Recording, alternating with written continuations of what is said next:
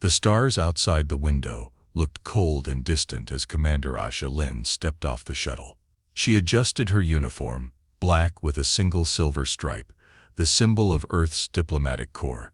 Her boots clicked softly against the polished floor of the Galactic Tribunal station. She had been here once before, during a tour, but that visit was quiet, peaceful. Today she stood at the center of something far more serious. Earth was on trial. The station was a vast ring in space, orbiting no planet, placed in neutral territory. It was built by the oldest species in the galaxy, the Thalvax. Every wall curved smoothly. Lights glowed softly from above. Hundreds of alien races passed her by, each dressed in their own way, some floating, some crawling, some towering over her. Asha walked with steady steps, her expression calm. But inside, her chest felt tight. A small floating droid greeted her. Envoy Asha Lin of Sol 3. The tribunal awaits. Please proceed to Chamber Prime. She nodded and followed. As she walked, she heard voices. Ah, the human, one alien whispered, clicking its mandibles. They send one alone? How typical. Primitive species, too emotional to join the Confederation. Asha kept walking. Chamber Prime was enormous. A domed hall lined with tiered seating. Each seat held a representative from a different species. Some watched with interest. Others didn't even bother to look at her. At the center of the room was the High Arbiter's platform. He stood as she entered. Tall, skin like glass, eyes glowing faint blue, Voktal, chief judge of the tribunal. He raised one long arm. Welcome, Commander Lin, Earth's representative. You may take your place. She stepped to the circle in the middle of the room, a single platform surrounded by lights. Voktal's voice echoed. We are here to judge the actions of Sol 3, known as Earth. This young species has repeatedly acted outside the norms of our civilization. Today we ask, should they be granted full membership in the Galactic Confederation, or removed as a danger to peace? Murmurs rippled through the chamber. Asha raised her chin. Earth has done nothing wrong. Laughter. You've attacked exploratory drones, Voktal said. They entered sovereign airspace without warning. Asha replied. You resist genetic control. You still allow emotion in leadership. You even permit religion. More laughter. Asha didn't respond to the mockery. She waited. Voktal smiled faintly. You will have time to speak. But understand this. The tribunal has long memories. Earth is a young world. Dangerous. Loud. Violent. Asha spoke softly. Or perhaps alive. A pause. Voktal leaned back. Then speak, Commander. Defend your world. She looked around at the alien faces, some curious, some amused, a few angry. She took a breath, and she began. Commander Asha Lin stood in the center of the tribunal chamber, her heart steady, her hands folded in front of her. Lights circled the platform where she stood, casting her in clear view. Around her, the judges of 100 worlds watched.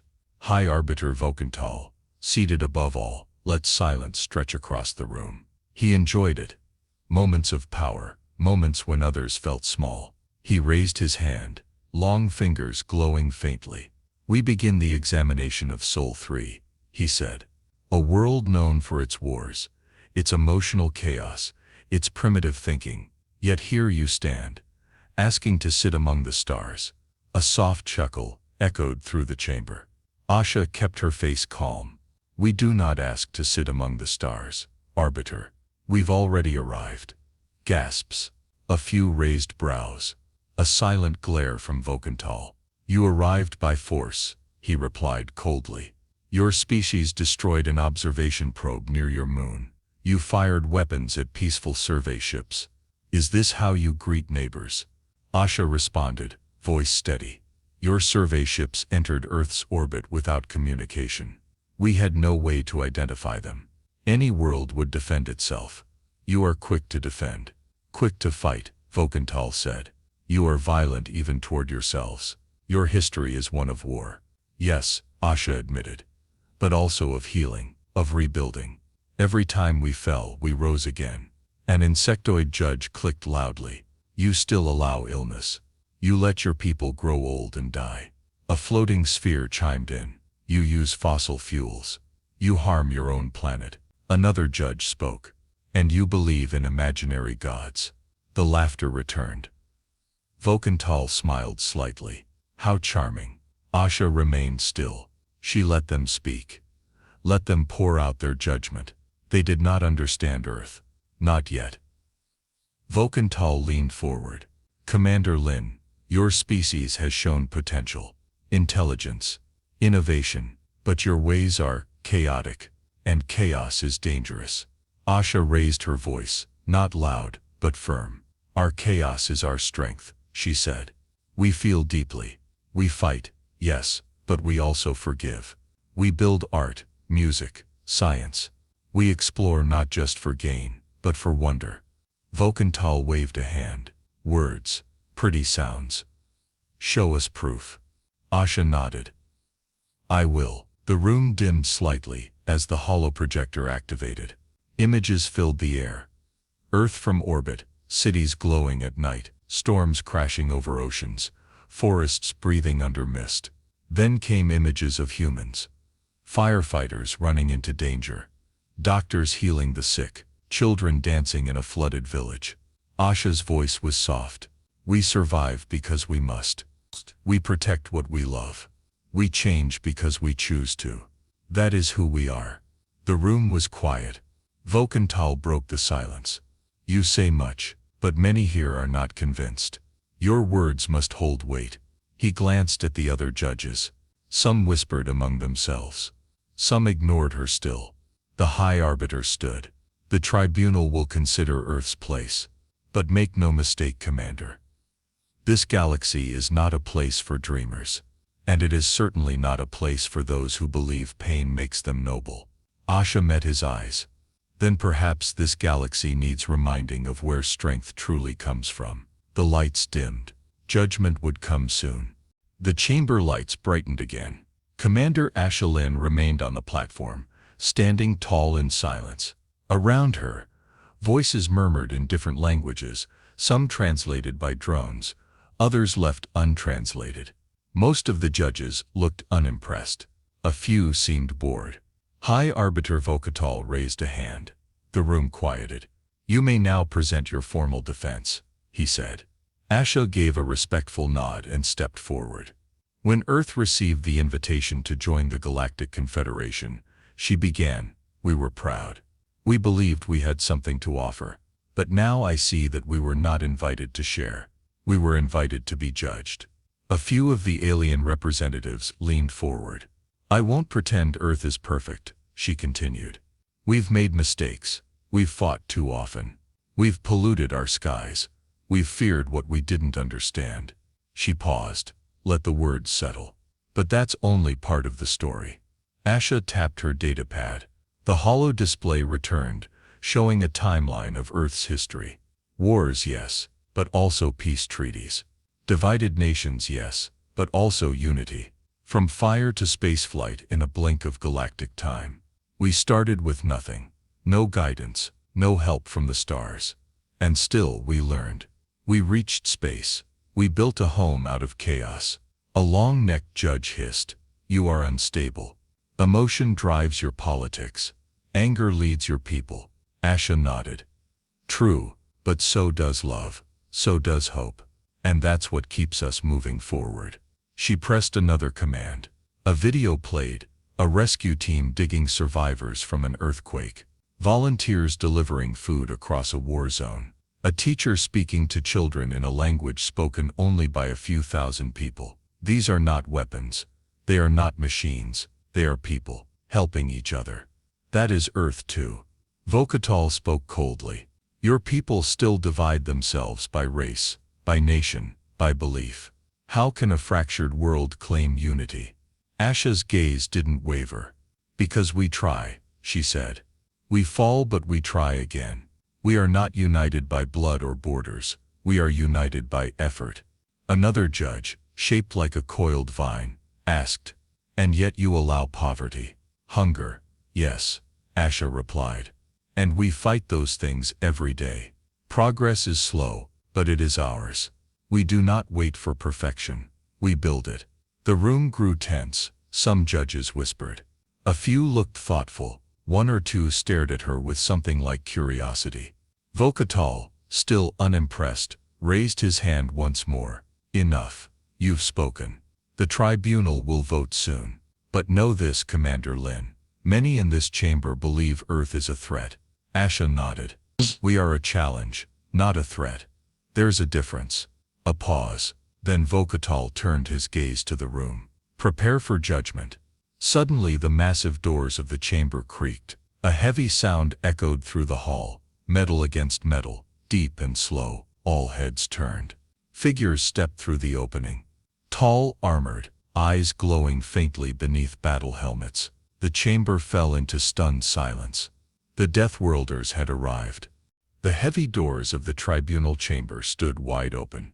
Thick fog rolled in from the corridor outside, stirred by the quiet hum of large mechanical suits. The air turned colder. The chamber, filled with whispers and pride moments ago, fell completely silent. Asha Lin turned her head slowly. They came in one by one, 7 figures. Tall, towering, each one covered in scarred armor, made from strange metals. Their helmets were shaped like animals, wolves, reptiles, insects. Their footsteps echoed like thunder across the polished floor. Some held long weapons. Others carried nothing but wore scars on their armor, symbols of their kind. They were Deathworlders, survivors from the harshest, most dangerous planets in the galaxy. Planets where storms lasted years, where animals could kill in seconds, where gravity crushed most bones, and air was barely breathable. No species from those worlds were soft. They were legends. They were feared. And now they were here. Voktal stood from his seat. This chamber is sealed. Who gave you permission to enter? The tallest Deathworlder stepped forward. He removed his helmet slowly, revealing skin like weathered stone and eyes that burned like coals. His voice was deep and calm. We don't need permission. Gasps spread across the chamber. One of the judges from a peaceful aquatic world trembled. Deathworlders do not attend politics. You stay out of Confederation matters. The leader stepped into the center, near Asha. He glanced at her, then looked up at the tribunal. Not today. Voktal narrowed his glowing eyes. Explain yourselves. Another Deathworlder, this one smaller and faster looking, spoke up. We heard Earth was on trial. And, Voktal said sharply. The tall one turned to him. Then we came to speak for them. A pause. Then the room erupted. Judges began shouting, buzzing, clicking in panic and outrage. You cannot interfere. This is against protocol. They are outsiders. This is a threat. But the Deathworlders didn't move. They stood in silence, still, unshaken. The leader waited until the noise died down. Then he said, You call Earth primitive, dangerous, wild. You're right, it is. That's why we respect them. Voktal's voice turned harsh. You support them. You Deathworlders stand with humans. Yes, the leader said. Because they are like us. A hush fell again. The Deathworlder looked at Asha, then back at the tribunal. You mock their pain. We honor it. You mock their survival. We admire it. He pointed at the hollow screen, still showing images of Earth. They climbed out of fire. They fight storms, disease, war, and still dream of the stars. That is strength. A judge sneered. They are emotional, unpredictable. So are we, said the Deathworlder calmly. That's why you fear both of us. Because we don't pretend weakness is peace. Asha watched quietly. She hadn't asked for this, but she felt it. These beings understood Earth in a way the tribunal never could. The leader stepped forward once more. You think they don't belong. We think they're one of us. He removed something from his chest plate. A medal made from the bones of a beast found only on his world. He placed it at Asha's feet, a sign of deep honor. Then he turned and looked straight at Voktal. Judge them fairly, he said, or be judged yourselves. The Deathworlders stepped back, standing behind Asha, silent and waiting. The tribunal had never been so quiet. The silence in the tribunal chamber felt heavy, like gravity had doubled. Commander Asha Lin stood still, her eyes wide. The 7 Deathworlders stood behind her, silent as stone. They didn't speak unless it mattered. And now it mattered. High Arbiter Vokental broke the silence. His voice was tight. "You claim to speak for Earth. On what grounds?" The tall Deathworlder stepped forward again. "On the grounds that we understand them better than you ever will." Whispers spread through the chamber. Another Deathworlder, tall and lean with armor marked by burn scars, stepped to the front. His voice was quiet but firm. "I once fought alongside humans, not in some grand war, but on a dying colony at the edge of space. Their ship had crashed. Oxygen was low, supplies gone, but they didn't give up. They built fire from scraps. They shared water with strangers. They saved my crew." He looked directly at the judges. No other species would have survived there, but they did. A smaller Deathworlder, her armor etched with claw marks, stepped forward next. "I studied their world," she said. "Their air burns their lungs.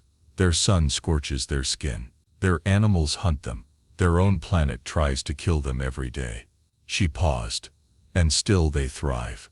They don't just endure pain. They build from it." Asha felt something deep in her chest. These words, simple, honest, cut through the cold judgment of the tribunal, more than any speech she could have given. Vokental narrowed his eyes.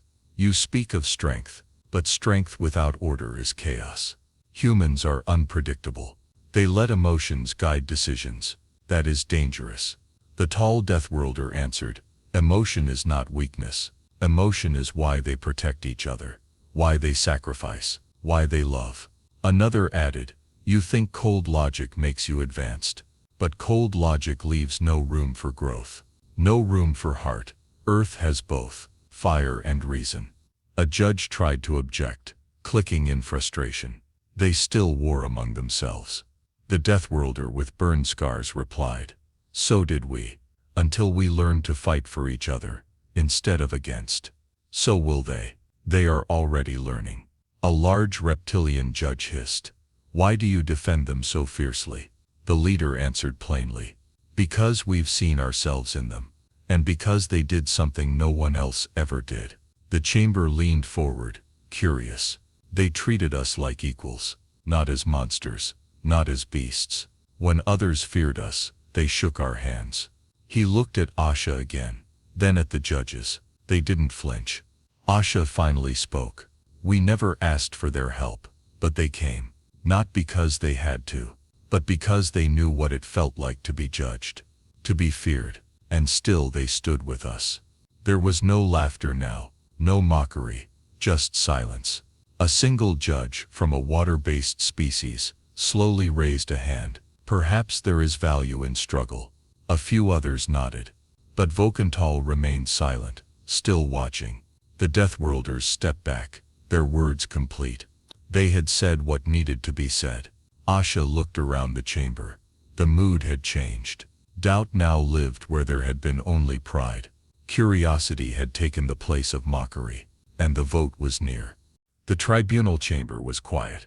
No more jokes, no more laughter, just silence. Commander Asha Lin stood tall on the central platform, her eyes scanning the many alien faces that surrounded her. Where once there had been amusement and mockery, now she saw something else: uncertainty, doubt, and for the first time, respect. The Deathworlders stood behind her, still and unshaken. Their presence was like a shield. No one had asked them to come, but now that they were here, no one dared ignore their words. High Arbiter Vokental looked down at the assembly. His expression was cold and unreadable. "The testimony has been heard," he said, "from Earth's representative, and now from the Deathworlders." He paused. "This is not how we conduct our trials. This intervention is irregular, highly unorthodox." The leader of the Deathworlders stepped forward again. "So is survival," he said quietly. Vokental did not respond. Instead, he turned to the gathered judges. "We will proceed to the vote," he announced. "You will choose. Earth shall be granted full membership in the Galactic Confederation, or it shall be denied, and restricted from all high-level trade, diplomacy, and territory expansion." He raised his hand. "Begin." A quiet hum filled the room as each judge cast their vote through small glowing consoles in front of them. Lights blinked. Hands moved. Tails tapped. Claws clicked. Asha stood perfectly still. She didn't let herself hope. Not yet. After a moment, a soft tone sounded. The vote was complete. A hollow display lit up above the chamber. Names of species, each marked with green or red. One by one the colors appeared. Green, red, green, red, green. The numbers shifted, flickering. At first red led. Then the greens caught up, then passed. A final light blinked. A total appeared, 61 to 39. Green. Vokatal stared at the screen. He looked almost surprised. A soft murmur spread through the chamber. A few judges nodded. Some remained quiet, arms crossed. But no one shouted. No one laughed. Vokatal stood slowly. "The tribunal has decided.